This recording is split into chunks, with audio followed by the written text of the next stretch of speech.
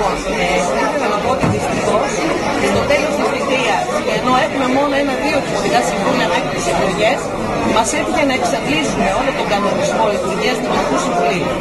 Ήταν μια θλιβερή διαδικασία που ενώ κανονικά έπρεπε να λειτουργήσουμε όλοι προς όφελος και ενημέρωση των δημοτών που μας τίμησαν για την παρουσία τους, το μόνο που κάναμε είναι να βγάλουμε στα προεκλογικά μας ψήφι και να προσπαθούμε να βγάλουμε το ένα στο μάτι του άλλου.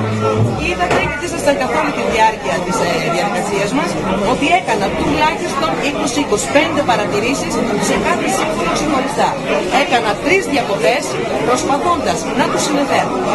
Βγήκα εκτός εννοήσεις, όπως προκάλεσε, βγήκαν και κάποιοι άλλοι που μένουν να ηρεμήσουν τα πνεύματα για να μπορέσουμε να κάνουμε αυτό που μας επιτάσσει το καθήκον μας, δηλαδή την ενημέρωση των δημοτών. Δυστυχώς, και κατά την τελευταία διακοπή της συνεδρίασης, κάποιοι σύμβουλοι αλλά και κάποιοι δημότες, από ό,τι ενημερώθηκαν και από ό,τι είδα στη συνέχεια, πιάστηκαν στα χέρια, πέσαν πάνω από τα έδρανα, πέσαν κάτω στα έδρανα, κινδυνεύσαμε να έχουμε πραγματικά τραυματισμούς. Εν ώψη λοιπόν αυτού και κάνοντας χρήση του κανονισμού λειτουργίας του Δημοτικού Συμβουλίου, το οποίο ορίζει ότι το ορίζει ρητά, έχει ψηφιστεί από το Δημοτικό Συμβούλιο, ότι αν μετά τις παρατηρήσεις του Προέδρου του Δημοτικού Συμβουλίου και μετά από γενόμενες διακοπές, ο θόρυβος και οι υποσχέδια συνεχιστούν, η Πρόεδρος έχει δικαίωμα να λήξει τη διαδικασία.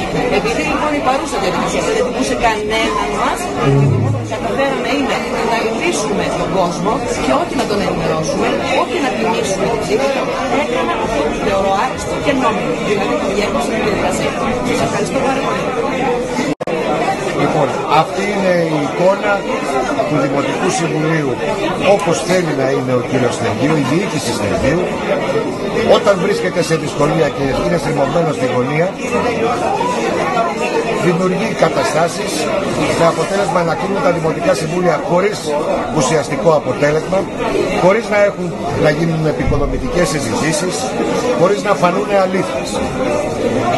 Σήμερα αποκαλύφθηκε σε όλο του το μεγαλείο η πολιτική πρόθεση του κυρίου Στεργίου και της διοίκησής του, όπως και στο θέμα με τα φωτοβολταϊκά, έτσι και στο θέμα με το εργοστάσιο καύσης βιομάζας, γιατί πρόκειται περί πολιτικής πρόθεσης και μόνο, εξυπηρέτησης των μεγάλων συμφερόντων, στα οποία ο κύριος Στεργίου από πολιτική αντίληψη ομνύει.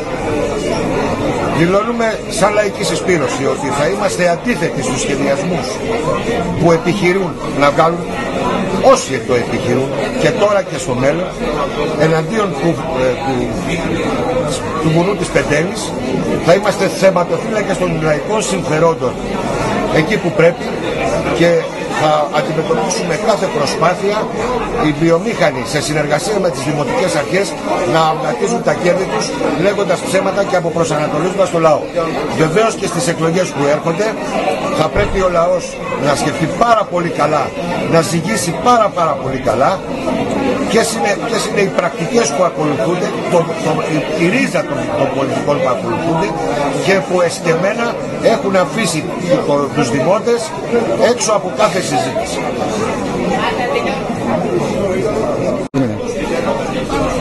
Έδειξε κατά τον πλέον σαφή τρόπο και πλέον καθαρό τρόπο πόσο επικίνδυνη είναι για τα συμφέροντα της πόλης.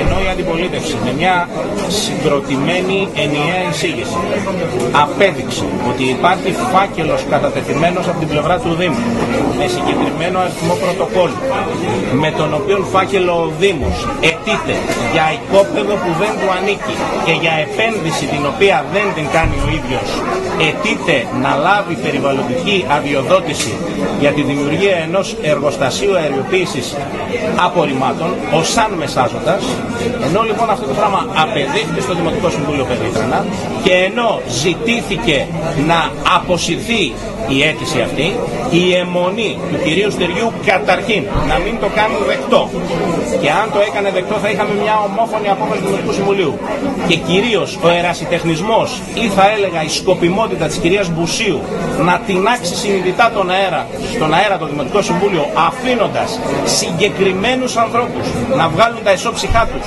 όπως ο κύριος Μαμιλετζής, ο οποίος είναι γνωστός στη Σπάση ότι έχει πρόβλημα με τον κύριο Βιδοβιά στη δικαστικό, λες και μας αφορούσε εμάς σήμερα το δικαστικό του θέμα. Αφήσαν λοιπόν συνειδητά να γίνει αυτή η έκρηξη, συνειδητά, με αποτέλεσμα το Δημοτικό Συμβούλιο να διαλυθεί με δική τους ευθύνη και να μην ληφθεί απόφαση. Καταγγέλλω ευθέως στην κοινωνία των πολιτών της Πεντέλης ότι ο κύριος Στεργίου λειτουργεί ως μεσάζοντας ξένων συμφερόντων για να κάνουν εργοστάσιο στο Πεντελικό. Η δε κάθε μέρα που περνάει η παραμονή της αίτησής τους στο ΙΠΕΚΑ δημιουργεί ακόμα προσδοκίες στους επενδυτές ότι μπορεί τα όποια σχέδιά τους με πιθανό αποτέλεσμα των εκλογών υπέρ του κύριου Στεργίου να τα συνεχίσουν. Εμείς, ο λαός της Πεντέλης και όλοι εμείς δεν θα το αφήσουμε αυτό να συμβεί. Σας ευχαριστώ. Απόψε για άλλη μια φορά ζήσαμε το θέατρο του παραλόγου με τη διοίκηση του κυρίου Στεργίου. Από τη μία προσπάθησε να διαλύσει το Δημοτικό Συμβούλιο μεταφέροντας τραμπούκους στον χώρο, από την άλλη δεν τολμάει να μαζέψει πίσω τη μεριτινέτηση αδειοδότηση από το ΙΠΕΚΑ, γιατί προφανώς τα έχει βρει με τους εθνικούς εργολάβους των σκουπιδιών. Εμείς πιστεύουμε ότι το απόψινό Δημοτικό Συμβούλιο είναι η πολιτική ταφόπλακα της διοίκησης Στεργίου. Όλα αυτά τελειώνουν στις 18 Μαΐου που ο κύριος Στεργίου δεν θα είναι στο δεύτερο γύρο. Και πέρα από όλα αυτά πιστεύουμε ότι η ίδια η κοινωνία θα βάλει τέρμα σε αυτή την ιστορία και δεν θα γίνει τίποτα. Το Πεντελικό το διεκδικούμε πράσινο και για τους πολίτες της περιοχής.